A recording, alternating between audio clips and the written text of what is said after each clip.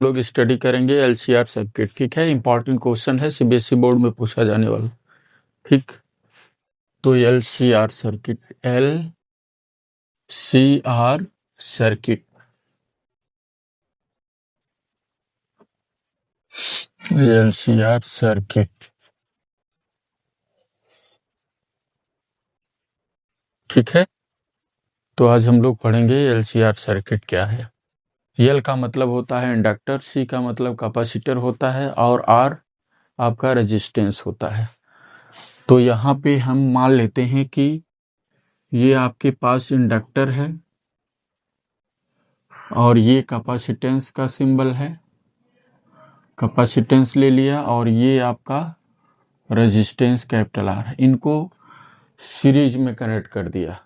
ठीक है, जब इनको सीरीज में कनेक्ट करेंगे तो इनका ये टर्म जो है ये किसी पॉइंट से कनेक्ट कर देंगे, फिर इसका दूसरा भी टर्म जो है ये कैपेसिटेंस सी से कनेक्ट कर देंगे, और ये तीसरा जो है ऑलरेडी जो है रेजिस्टेंस से कनेक्ट किया जाता है। यानी ये एल है, ये सी है, ये आर है, तो ये एलसीआर सर्किट हो गई। अब इस एलसीआर सर्किट में देखो, एल के दो टर्म, सी के भी दो टर्म, और रेजिस्टेंस आर की भी दो टर्म होंगे। तो इसका जो है पहला टर्म किसी एक पॉइंट से, इसका दूसरा टर्म कैपेसिटेंस के पहले टर्म से, इसके बाद इसका दूसरा रेजिस्टेंस के पहले टर्म से, इस तरह से कनेक्ट कर दिया गया। जब इसको कनेक्ट कर दिए तो इसको अल्टरनेटिव वोल्टेज से कनेक्ट कर देंगे।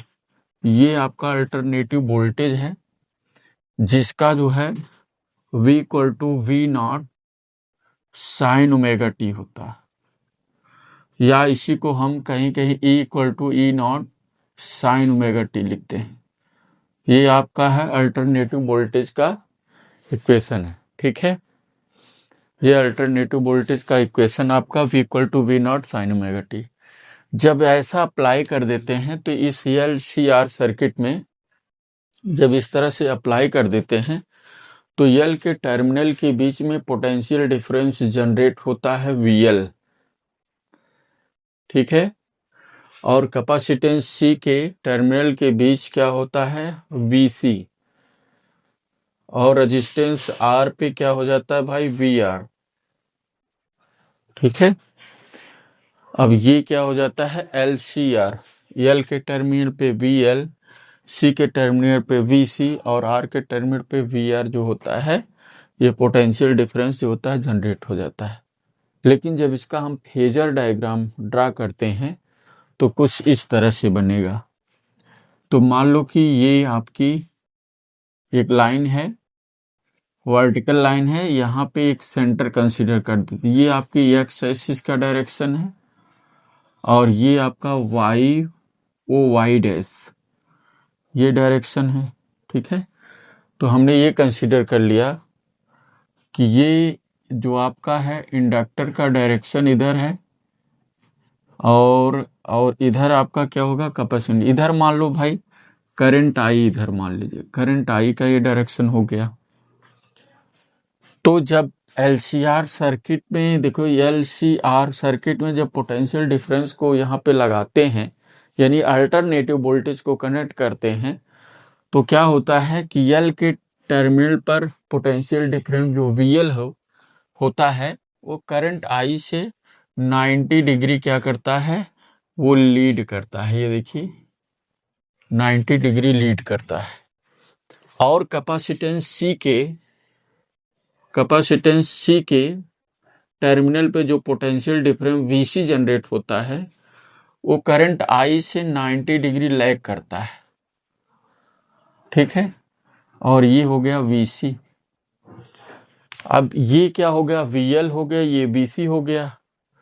ये पॉजिटिव के डायरेक्शन में है, निगेटिव के डायरेक्शन में है, और दोनों के बीच का 180 डिग्री बन गया फेज डिफरेंस। किसमें, VL और VC के बीच में 180 डिग्री का फेज डिफरेंस हो गया।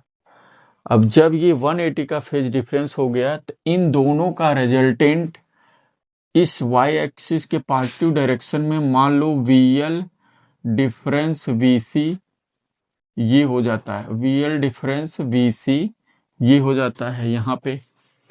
लेकिन रेजिस्टेंस R के टर्मिनल पे जो potential difference V R generate है और करंट आई दोनों सेम डायरेक्शन में होते हैं। क्यों? क्योंकि इनके बीच कोई फेज डिफरेंस नहीं होता है। ठीक है, तो इनके बीच में किसी प्रकार का फेज डिफरेंस नहीं है, इसलिए क्या हो जाएंगे, वी आर के डायरेक्शन में हो जाएंगे। अब यहाँ पे जब ये वी आर के डायरेक्शन, मतलब देखिए करंट आई के डायरेक्शन में वी आर हो जाएगा, करंट आई के डायरेक्शन में वी आर हो जाएगा। अब यहाँ पे वी आर और वी एल डिफरेंस वी सी ये एक दूसरे से 90 डिग्री पे हो जा रहे हैं। ठीक है, कैसा हो जा रहे हैं, 90 डिग्री पे। अब इनका हम रिजल्टेंट अगर हम ड्रा करें तो जैसे मान लो ये ऐसे जाएगा ग्राफिकल रूट से, इस पॉइंट पे ऐसे, यहाँ से इस पॉइंट पे ऐसे ऊपर जाएगा तो यहाँ कहीं मिल जाते हैं। तो इनका रिजल्टेंट यहाँ से क्या हो जाएगा, मान लो बना लेता फाई, ये आपका पोटेंशियल डिफरेंस क्या हो जाएगा भाई, वी हो जाएगा। ठीक है, अब यहाँ पे आपका क्या है, वी आर है। ठीक है, इसको थोड़ा सा आप इधर ले लीजिए क्योंकि दिख नहीं रहा, तो वी आर ये कर लीजिए और यहाँ पे इस पॉइंट पे यहाँ पे देखिए ये चीज आ जाए, वी आर हो गया और ये रिजल्टेंट आपका क्या है भाई, वी बन रहा है। ठीक है, अब ये अगर वीएल डिफरेंस वीसी है तो ये भी आपका क्या होगा, इधर वीएल डिफरेंस वीसी ये भी हो जाएगा, वीएल डिफरेंस वीसी हो जाएगा। अब यहाँ पे एंगल कितना बन रहा, फाई रिजल्टेंट वी है, तो इसका रिजल्टेंट अगर हम निकालें तो क्या हो जाएगा भाई, इसका रिजल्टेंट यहाँ पे ये हो जाएगा V square is equal to क्या हो जाएगा भाई, V L difference V C plus क्या हो जाएगा ये वी आर का स्क्वायर। देखिए यहाँ पे वी एल पाइथागोरस थ्योरम लग जाएगा। ठीक है, वी एल माइनस वी सी, इसका देखिए होल स्क्वायर और प्लस इसका क्या हो जाएगा, ये वी आर का स्क्वायर, ये हो जाएगा। अब यहाँ पे अगर हम v इक्वल टू निकालते हैं, क्या हो जाएगा, v इक्वल टू करेंगे तो ये देखिए रूट लग जाएगा और रूट में आप लिख सकते हो क्या, we L difference V C का होल स्क्वायर, ये प्लस हो जाएगा वी आर का स्क्वायर, ये चीज हो जाएगी, V L difference V C का whole square plus V R का स्क्वायर हो जाएगा। ठीक है, आप ये जानते हो कि वी एल जो होगा वो होता है आई एक्सएल। ठीक है, एक्सएल को हम बोलते हैं इंडक्टिव रिएक्टेंस। ठीक है, और वीसी जो होता है इसी तरह से होगा आई एक्ससी, एक्ससी जो होता है कैपेसिटिव रिएक्टेंस कहलाता है। ठीक है, और ऑलरेडी आप जानते हो कि वी आर जो होता है ओम्स लॉ आई आर हो जाता है। ठीक है, तो ये वैल्यू इसी में अगर हम पुट कर दें, ठीक है, जब ये वैल्यू आप पुट करेंगे तो ये आ जाएगा क्या, इसको आप लिखेंगे v इक्वल टू रूट में, यहाँ पे दिखा vl की जगह क्या रख दें, आई एक्सएल, vc की जगह आई एक्ससी का होल स्क्वायर हो जाएगा प्लस वी आर की जगह ही हो जाएगा आई स्क्वायर आर स्क्वायर हो जाएगा। ठीक है, अब देखो आई एक्सएल माइनस आई एक्ससी है, आई एक्सएल आई एक्ससी में अगर हम इसमें से आई कॉमन करें तो ये आई स्क्वायर बाहर होगा, एक्सएल माइनस एक्ससी का whole square plus I square R square हो जाएगा। ठीक है, अब इसमें जो होता है अगर हम क्या होते हैं आई कॉमन करते हैं तो बाहर आ जाएगा ये आई, और रूट के अंदर आपका क्या हो गया, एक्सएल डिफरेंस एक्ससी का होल स्क्वायर प्लस क्या हो जाएगा आर स्क्वायर। ठीक है, ये इक्वल टू वी हो जाएगा। ठीक है, अब आप देखिए इधर फेजर डायग्राम आप पढ़ चुके हैं, बता चुके हैं अच्छे से, तो इसको हम इरेज कर देते हैं फिर आगे लेते हैं। अब ये क्या होगा कि आपका इसको बढ़ा लें तो ये हो जाएगा, इधर आई से इधर डिवाइड कर दीजिए, अगर आई से हम डिवाइड करेंगे तो ये होगा v upon I is equal to आपका हो जाएगा रूट में यहाँ पे एक्सएल डिफरेंस एक्ससी का होल स्क्वायर प्लस हो जाएगा आर स्क्वायर। ठीक है, यहाँ पे v अपॉन आई को रेजिस्टेंस ना कह करके, यहाँ पे देखिए v अपॉन आई को रेजिस्टेंस ना कह करके, वैसे आप जानते हैं को ओम्स लॉ से v equal to I R हो जाता है, तो V अपॉन आई को R कहेंगे, लेकिन R यहाँ नहीं कहेंगे। क्यों? क्योंकि यहाँ पे LCR सर्किट है, तो V अपॉन आई यहाँ पे इस LCR सर्किट का इम्पिडेंस कहलाता है, और इस इम्पिडेंस को हम किससे लिखते हैं? Z से। और Z is equal to root में ये हो जाता है एक्सियल डिफरेंस XC का होल स्क्वायर प्लस हो जाएगा ये R स्क्वायर।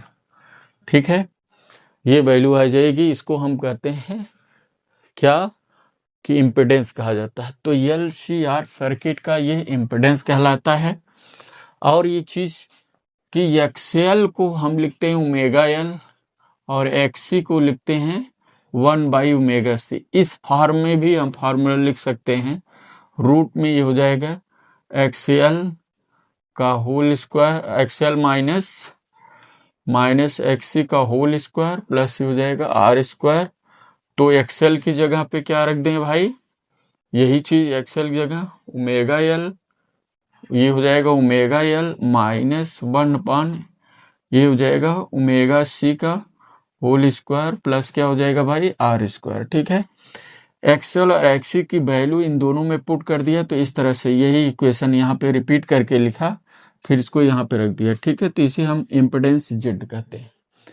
अब क्या है कि इम्पिडेंस हमारा Z हो गया। अब हमको देखिए क्या होगा, फेजर डायग्राम में अगर हम tan phi को फाइंड करना चाहें तो कैसे हम फाइंड करेंगे। ये तो हो गया हमारा इम्पिडेंस निकल आया, तो उसको हम देखते हैं। ठीक है, तो उसके लिए जो फिगर हमने बनाया हुआ था उसको एक बार फिर से समझाते हुए बनाएंगे। तो ये देखिए, आपको ये हमने क्या किया कि एक एक्सिस ऐसे लिया था जो ऐसे आपका था, इस तरह से एक्सिस आपका Y एक्सिस, इसको अगर सेंटर यहाँ वो ले लेते हैं तो YO Y'। ठीक है, और ये करंट I का एक्स एक्सिस में करंट I के डायरेक्शन को यहाँ दिखा दें। हमने बताया कि जब LCR सर्किट को सीरीज में कनेक्ट कर देते हैं, कनेक्ट करके अल्टरनेटिव वोल्टेज अप्लाई करते हैं, तो इनके टर्मिनल के बीच में पोटेंशियल डिफरेंस जनरेट होता है। तो VL के L के बीच VL और C के बीच VC और इसके VR। तो ये जो होगा VL जो होता है वो 90 डिग्री क्या करता है? लीड करता है। और VC जो होता है वो क्या होता है? 90 डिग्री आपका क्या होता है भाई? लैग करता है। तो इन दोनों का रिजल्टेंट यहाँ पे आएगा VL डिफरेंस VC होता है। ठीक है, लेकिन रेजिस्टेंस R के बीच जो यहाँ आपका VR है वो करंट I के डायरेक्शन में होता है, यानी VR यहीं पे होगा। तो इनके बीच ग्राफिकल रूल यहाँ पे है, देखो इस पॉइंट से ऐसे बढ़ाएंगे तो हर जगह VL माइनस VC मिलेगा। इसको अगर हम ऐसे ऊपर मिला दिए तो इस पॉइंट पे आपको यहाँ पे मिल जाएगा। तो ये होगा VL माइनस VC और VR ये एक दूसरे से 90 डिग्री पे हो जाएंगे। ठीक है, और इनके बीच जो रिजल्टेंट आएगा वो क्या हो जाएगा? V हो जाएगा। ये एंगल बना फाई, VL डिफरेंस VC है तो ये भी होगा VL डिफरेंस VC। अब इसमें अगर हम tan phi ले लें, ठीक है, अगर हम tan phi ले लेते हैं तो हमें क्या मिलेगा भाई? tan phi। अगर यहाँ पे हमने tan phi लिया तो tan phi इक्वल टू क्या होगा? Perpendicular upon base. तो VL डिफरेंस VC बाई क्या हो जाएगा भाई? VR। ठीक है, VL difference VC by VR। अब वैल्यू रख दो भाई। tan phi equal to VL की जगह IXL होता है, यहाँ देखो VL की जगह IXL, VC की जगह IXC हो जाएगा, अपॉन VR की जगह IR। तो कॉमन कर दो स्टेप में, यहाँ पे कॉमन कर लें। कॉमन जब करोगे तो आएगा XL डिफरेंस XC बाई हो जाएगा IR। तो I से I भाई कैंसिल हो जाएगा। इसको आप क्या कहोगे? tan phi कहोगे। tan phi equal to XL difference XC by R हो जाएगा। ठीक है, XL difference XC by R। अब यहाँ पे अगर हम phi इक्वल टू करें, ठीक है, phi इक्वल टू करें तो ये हो जाएगा tan inverse XL minus XC by R. ठीक है, ये रहा, आप इसको इधर देख लीजिए। Okay, thanks.